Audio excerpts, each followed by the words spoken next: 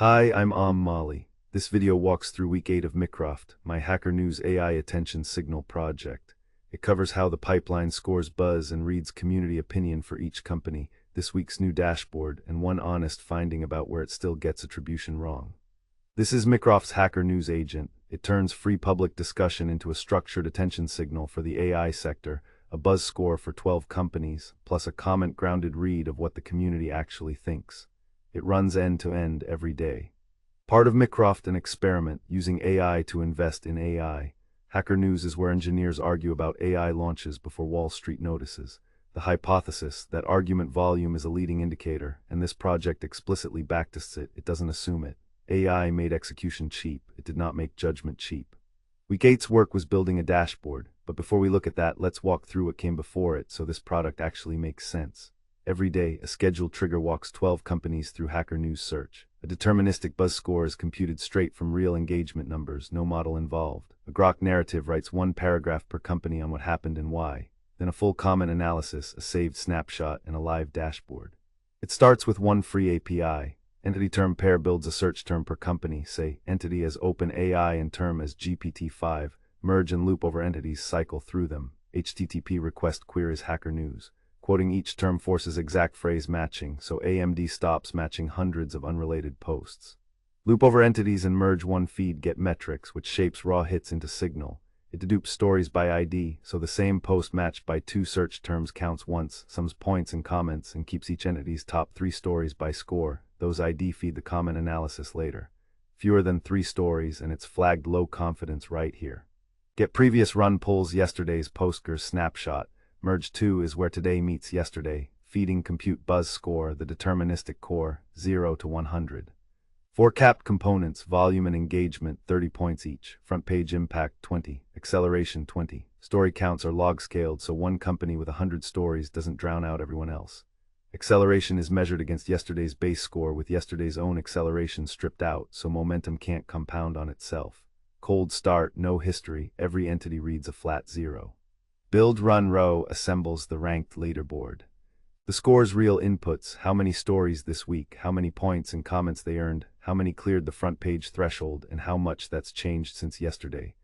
4 numbers in, 1 score out, 0 to 100 every time. Before the model sees anything, a chain of steps fetches every comment on each entity's top stories, then cleans and groups them by company, stripping HTML, removing duplicates, dropping deleted comments, and capping how many any one company can contribute. The buzz score says how much attention a company is getting. This says what people actually think. Clean and group comments hands up to 15 real comments per entity to build opinion prompts, which calls community opinion, a Llama 370B model on Groq, chosen for speed since a full run makes over a dozen of these calls. The prompt is strict, summarize the community's opinion, grounded only in what commenters wrote, never invent a fact. Merge opinions collects the output, a summary, a sentiment label, recurring themes, notable opinions. Attach opinions parses those responses, and it's where the hardest bug lived. Groq's strict JSON mode kept rejecting quote-heavy comment text. Every entity was failing. The fix, drop strict mode, parse leniently, ask for paraphrased highlights instead of verbatim quotes. That took this branch from 0 working to 9 of 12. It also enforces the confidence rule. An opinion built on fewer than 3 comments gets flagged. So a 1 comment take can't pose as the community's view. Build sector prompt asks one last question. Is there anything real to summarize? Has usable opinions checks? If yes, cluster sector themes writes the sector mood on Groq. If not, it routes straight to skip sector clustering. Early on, with every entity degraded, the model still confidently invented a sector narrative from nothing. A pipeline should never let a model narrate a void. Coming to week 8's work, this week involved building the AI Buzz Tracker dashboard. The leaderboard ranks every company by its buzz score, 0 to 100, who's getting the most Hacker News attention right now with breakouts flagged. The 7-day trend plots each company's score across the past week, so you see direction, not just today's number, who's rising and who's fading. And the theme breakdown shows what kind of news is driving the week: launches, funding, outages, controversy, by tallying the LLM's theme tag across the watch list. The community opinion card, entity by entity. AMD reads negative from real skepticism. NVIDIA, 1 comment, correctly flagged low confidence. Mistral, a mixed read on valuation and competition from 5 real comments. Every run lands as 1 row in postgres, the score, the narrative, and the opinion, logged and comparable day over day. But here's an honest finding. The pipeline picks each company's top story by Hacker News points, popularity, with no check the story is actually about that company. A Show HN post for Bento, a slide tool, hit over 1,000 points while only name-dropping OpenAI and Anthropic in passing.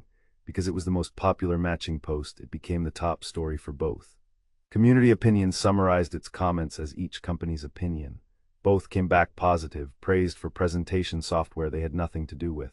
The safety net missed it because 15 real comments existed. The low confidence guard only catches under 3. It limits thin data noise. It doesn't fix picking the wrong story. The real fix, scheduled next, require the company's name in the story title itself.